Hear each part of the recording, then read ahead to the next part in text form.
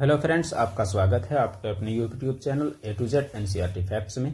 तो railway NTPC GK का जो previous year set practice set जो हम लोग कर रहे हैं डायरेक्ट प्रीवियस ईयर क्वेश्चन के स्क्रीनशॉट से जो कि आंसर किए आए हुए थे, उसका आज 8वां सेट हम लोग आपके सामने पेश कर रहे हैं। तो ये सवाल है 3/3/2021 का 10:30 से 12 तक का एग्जाम हुआ था एनटीपीसी का, वो आपका सेट है। तो चलिए शुरू करते हैं जीके का आज का पहला सवाल। चैनल पर अभी तक आप नए हैं तो चैनल से जरूर जुड़ जाएं और एक लाइक कर लें और वीडियो को आराम से देखें, आपको जरूर फायदा मिलेगा।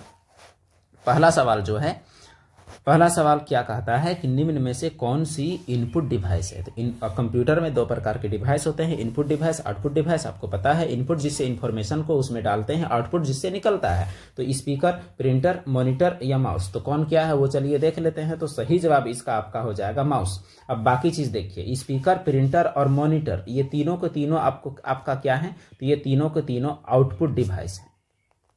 और जो माउस जो है आपका क्या है, तो ये इनपुट डिवाइस है। माउस से हम लोग इंफॉर्मेशन इनपुट करते हैं। तो माउस के साथ आपका जो कीबोर्ड है ये भी आपका क्या हो जाएगा, इनपुट डिवाइस हो जाएगा। अगला प्रश्न, सहारा रेगिस्तान कहाँ स्थित है। तो दुनिया का सबसे बड़ा रेगिस्तान जिसका क्षेत्रफल आपका 84 लाख वर्ग किलोमीटर है। 84 लाख वर्ग किलोमीटर जो कि अफ्रीका महादेश में स्थित है। तो यहां देखिए कहां स्थित है, ये आपको बताना है। ईरान, दक्षिण अफ्रीका, उत्तर अफ्रीका, ऑस्ट्रेलिया। अफ्रीका बोलने पर आपको समझ में आ गया कि कहां है। अब देखना है उत्तर अफ्रीका या दक्षिण अफ्रीका। तो इसका सही जवाब हो जाएगा उत्तर अफ्रीका। उत्तर अफ्रीका के मिस्र, अल्जीरिया आसपास के देशों में यह फैला हुआ है भूमध्य सागर के किनारे, और यह पूरा दुनिया का सबसे बड़ा रेगिस्तान है, सहारा रेगिस्तान। अगला सवाल, उन पशुओं को क्या कहा जाता है जो पौधों और पशुओं दोनों को खाते हैं। मांसाहारी, शाकाहारी, सर्वाहारी, मांसाहारी, सर्वाहारी या शाकाहारी में से कुछ नहीं।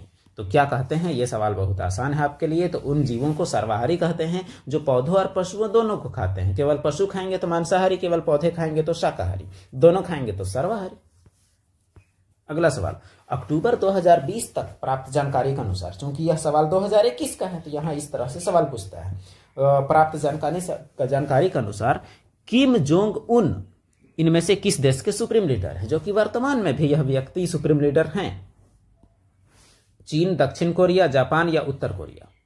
तो किस देश के सुप्रीम लीडर हैं आपको ही पता है। तो यह उत्तर कोरिया के एक तानाशाह सुप्रीम लीडर हैं, किम जोंग उन, उत्तर कोरिया से, आपको याद रखना है। नेक्स्ट प्रश्न, कंप्यूटर की प्राइमरी मेमोरी यानी प्राथमिक मेमोरी कौन सी होती है। तो मेमोरी आपका दो प्रकार का होता है, प्राइमरी मेमोरी, सेकेंडरी मेमोरी। यहां प्राइमरी मेमोरी आपसे पूछा हुआ है।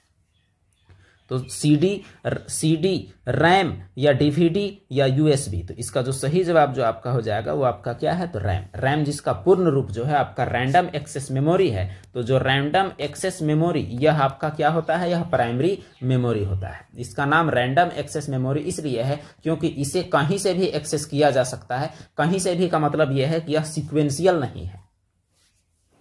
अगला प्रश्न, इनमें से किसे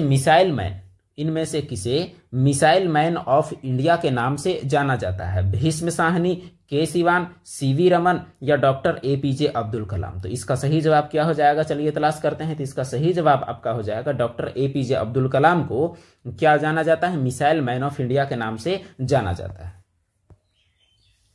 अगला प्रश्न हमारा है, why I am a Hindu पुस्तक के लेखक कौन है। सलमान रुश्दी, चेतन भगत, भीष्म साहनी या शशि थरूर। तो चलिए सही जवाब की तलाश में। तो सही जवाब आपका क्या हो जाएगा, शशि थरूर। तो ये पुस्तक और लेखक से सवाल कई बार पूछ लिए जाते हैं। तो शशि थरूर का बहुत फेमस किताब है why I am a Hindu.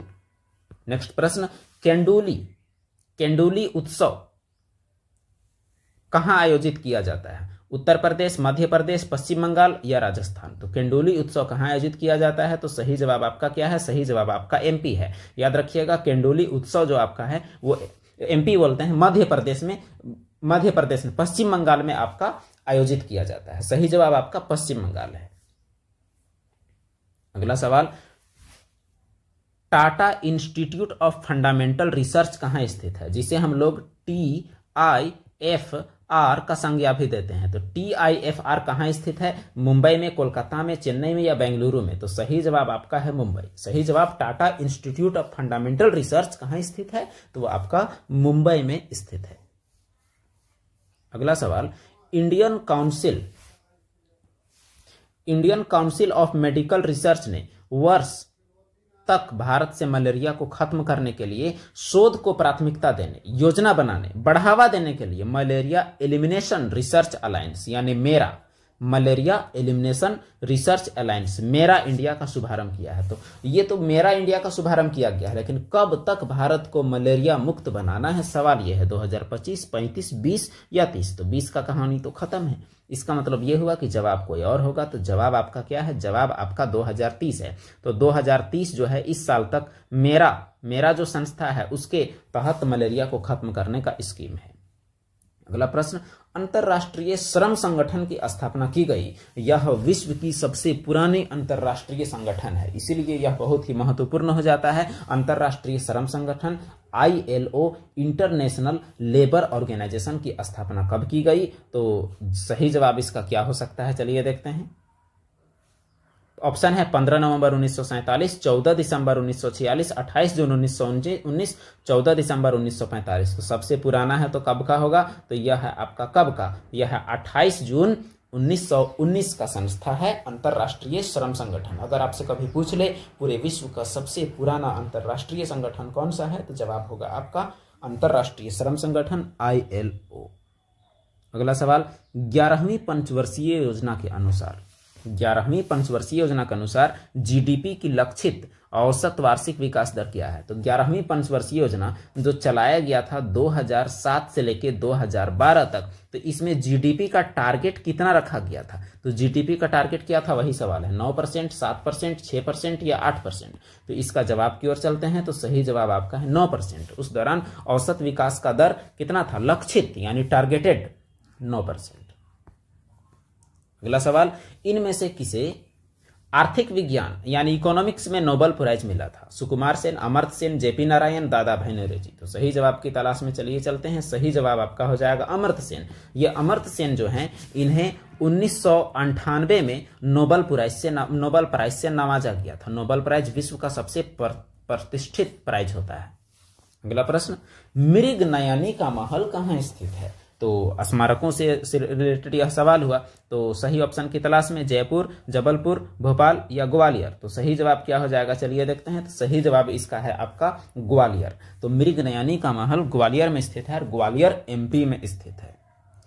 अगला प्रश्न, विसरण एक प्रक्रिया है जिसके द्वारा जीव सांस ले सकते हैं, ऑक्सीजन पूरी तरह WBC में जा सकती है, ऑक्सीजन पूरी प्लाज्मा झिल्ली में जा सकती है, जीव प्रजनन कर सकते हैं। तो देखिए यह विसरण क्या होता है, एक्सप्लेन आपको करें। ऑक्सीजन पूरी प्लाज्मा झिल्ली में जा सकती है। अब इसका डिटेल मान लिया जाए आपका ये कोशिका है और ये बाहरी आवरण जो दिख रहा है यह आपका कोशिका का झिल्ली है। अब देखिए कोशिका झिल्ली जो है आपका, तो कोशिका के अंदर और बाहर पदार्थों का आवागमन के लिए, खास करके ऑक्सीजन का, कार्बन डाइऑक्साइड का और जल का आवागमन के लिए कोई सिस्टम तो होना चाहिए। तो वह प्रक्रिया जो है आपका वैज्ञानिक प्रक्रिया, उसका नाम है विसरण और इसे हम लोग इंग्लिश में बोलते हैं डिफ्यूजन। यह प्रेशर को कम और ज्यादा करके और यह प्रक्रिया के तहत ऑक्सीजन और बाकी पदार्थों का आवागमन प्लाज्मा झिल्ली से हो पाता है।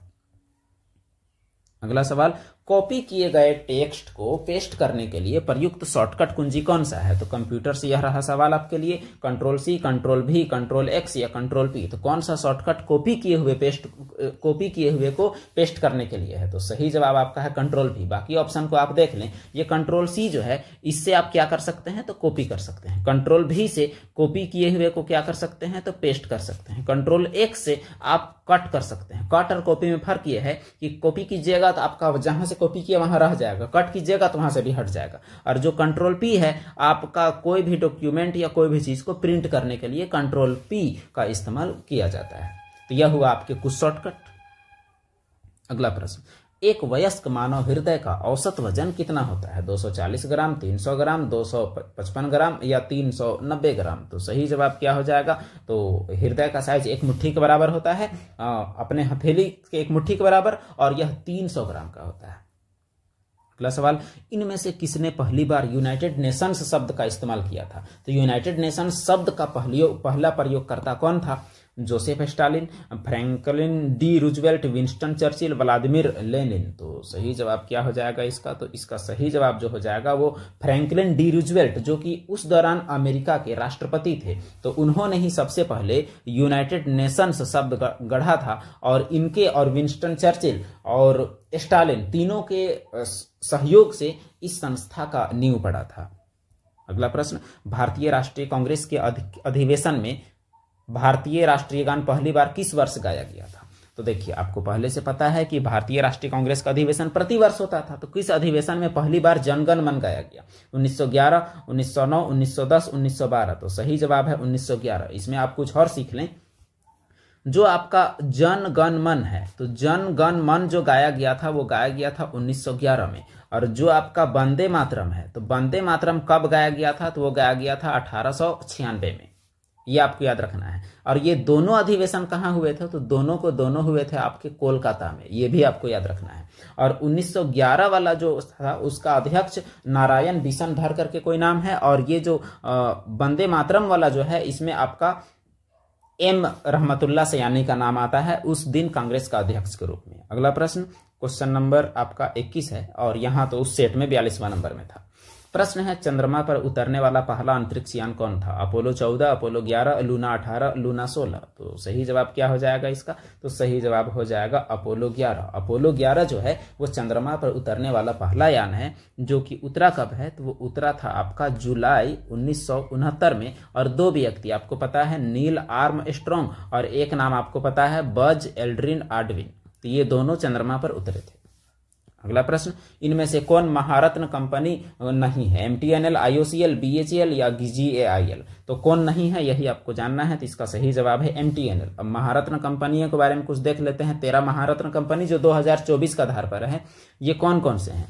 Bharat heavy electrical limited BHEL, Bharat petroleum corporation limited BPCL, कोयला India limited CIL, GAIL gas authority of India, Hindustan petroleum corporation limited, Indian oil corporation limited, राष्ट्रीय ताप विद्युत निगम NTPC, तेल और प्राकृतिक गैस ONGC, पावर ग्रिड वाला जो है वो है इस्पात प्राधिकरण SAIL, ऑयल इंडिया लिमिटेड, ये भी आपका है। और उसके अलावे और क्या है?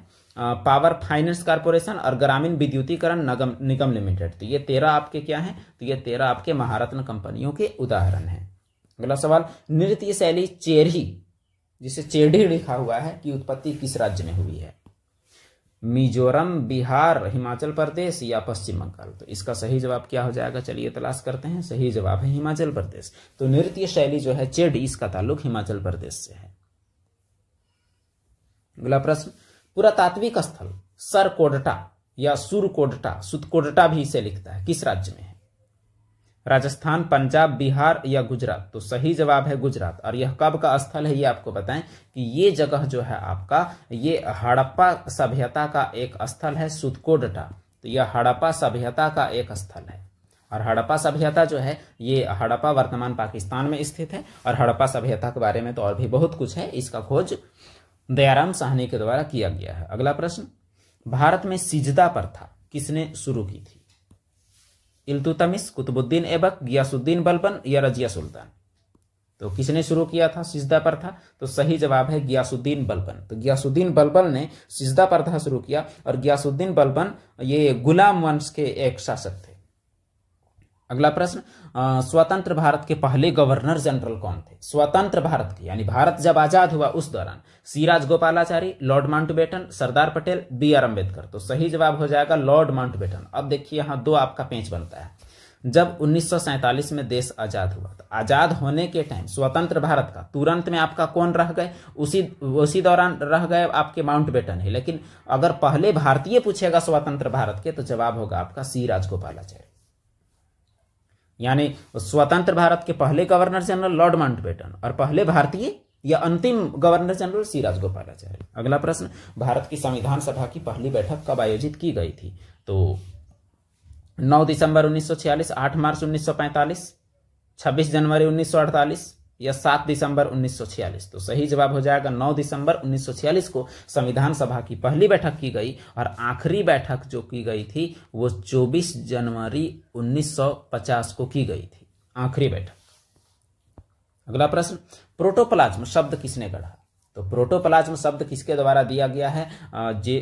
Gregor Johann Mendel, Johann Evangelista Purkinje, Charles Darwin या रॉबर्ट हुक? तो प्रोटोप्लाज्म शब्द यानी कोशिका द्रव्य शब्द किसके द्वारा गढ़ा गया है? तो यह जवाब आपका है पुरकिंजे। आपको पूछा जाता है जीव द्रव्य इसे बोलते हैं, तो जीव द्रव्य का खोज किसने किया? पुरकिंजे। तो जीव द्रव्य शब्द का खोज ये किए थे। अगला प्रश्न, इंदिरा गांधी अंतरराष्ट्रीय हवाई अड्डा कहाँ स्थित है? मुंबई, चंडीगढ़, दिल्ली अथवा चेन्नई? तो सही जवाब आपका क्या है? दिल्ली। दिल्ली में इंदिरा गांधी अंतरराष्ट्रीय हवाई अड्डा है। नेक्स्ट सवाल, चौरा चौरी कांड किस वर्ष हुआ था? 1922, 1917, 1919 या 1913? तो सही जवाब है 1922। 5 फरवरी 1922 को चौरा चौरी कांड हुआ था और यह 5 फरवरी 1922 को हुए चौरा चौरी कांड के वजह से ही महात्मा गांधी के द्वारा असहयोग आंदोलन को वापस लेना पड़ा था और इसी कांड के कारण महात्मा गांधी को 6 साल का जेल भी हुआ था, 6 वर्ष का जेल। अगला प्रश्न, क्वेश्चन नंबर 66 और इस पीडीएफ का क्वेश्चन नंबर 32 है। सवाल कहता है कि दिए गए कथनों को पढ़ें जिन्हें कथन ए और कारण आर, कथन है आपका ए, असर्शन और रीजन है आपका आर, निर्दिष्ट किया गया है और उसके संबंध में सर्वाधिक उपयुक्त का चयन करें। कार्बन डाइऑक्साइड सर्वथा एक प्रदूषक नहीं है। पौधों के विकास के लिए कार्बन डाइऑक्साइड जरूरी है और जो वे कार्बन डाइऑक्साइड से प्राप्त करते हैं। कार्बन मोनोऑक्साइड जरूरी है कहता है, कार्बन मोनोऑक्साइड पौधों के विकास के लिए जरूरी है, ये चीज कहता है। अब बताइए दोनों सही है या और व्याख्या करता है? दोनों सही है और व्याख्या नहीं करता है, या ए सही ए और आर दोनों ही गलत, या ए सही आर गलत? क्या होगा इसका सही जवाब? चलिए तलाश करते हैं। सही जवाब इसका है कथन ए सही है लेकिन आर गलत है। कैसे, वो हम लोग को देखना जरूरी है। यहां देखिए, यहां कार्बन मोनोऑक्साइड का बात करता है। पौधों का विकास के लिए कार्बन मोनोऑक्साइड का जरूरत नहीं है बल्कि कार्बन डाइऑक्साइड का जरूरत है। और कार्बन डाइऑक्साइड जो है वो एक बहुत बड़ा प्रदूषक नहीं है क्योंकि इसकी जरूरत भी तो है, इसलिए ए आपका सही है, बी आपका गलत है। अगला सवाल, नंदा देवी राष्ट्रीय उद्यान किस राज्य में है? ऑप्शन है आपके पास उत्तराखंड, उत्तर प्रदेश, बिहार, मध्य प्रदेश। सही जवाब आपका है उत्तराखंड। ऐसे फैक्चुअल प्रश्न आपको जरूर जानने चाहिए, राष्ट्रीय उद्यान से सवाल पूछे जाते हैं। अगला सवाल, सिख धर्म के पहले गुरु कौन थे? गुरु गोविंद सिंह, गुरु रामदास, गुरु नानक, गुरु हरगोविंद? तो इसका सही जवाब क्या होगा? चलिए तलाश करते हैं। तो सही जवाब जो इसका हो जाएगा वो गुरु नानक। अब देखिए यहाँ, गुरु नानक आपके पहले गुरु, गुरु गोविंद सिंह 10वें गुरु, और सिखों में गुरुओं की कुल संख्या कितना? तो 10, यानी अंतिम गुरु कौन? गुरु गोविंद सिंह। पहले गुरु कौन? गुरु नानक। इतना आपको याद रखना है। सवाल यह भी पूछ सकता है खालसा पंथ की स्थापना किसने किया? तो अगर खालसा पंथ नाम आएगा तो भी आपका क्या हो जाएगा? गुरु गोविंद सिंह। अगला सवाल, निम्न में से कौन सा पशु उत्तक प्रकार नहीं है, यानी जंतु उत्तक कौन सा नहीं है? पादप उत्तक कौन है भाई? आपको पता लगाना है। मेरिस्टेमेटिक, एपिथेलियम, मस्कुलर या कनेक्टिव? तो जवाब इसका चलिए तलाश करते हैं। सही जवाब है मेरिस्टेमेटिक उत्तक, जिसे विभाज्य उत्तक भी बोलते हैं। पौधे जो अपना कली से आगे अपने पौधे को बढ़ाते हैं वो विभाज्य उत्तक का कमाल है। त्वचीय उत्तक, पेशी उत्तक, संयोजी उत्तक जो कि रक्त है, ये सब आपका तो जंतु उत्तक है। आरबीआई का मुख्यालय कहाँ है? रिजर्व बैंक ऑफ इंडिया जो नोट जारी करता है। तो आपके पास ऑप्शन क्या क्या है? ऑप्शन है आपके पास चेन्नई है, कोलकाता है, पटना है या मुंबई है। तो सही जवाब की तलाश करते हैं। तो सही जवाब जो आपका हो जाएगा वो आपका है मुंबई। तो मुंबई आरबीआई का मुख्यालय है। बाकी जो आरबीआई के बारे में अन्य जानकारी की बात करें तो आरबीआई की स्थापना 1 अप्रैल 1935 को 1934 के आरबीआई एक्ट के तहत की गई और सर ओसबॉर्न स्मिथ को इसका पहला गवर्नर बनाया गया।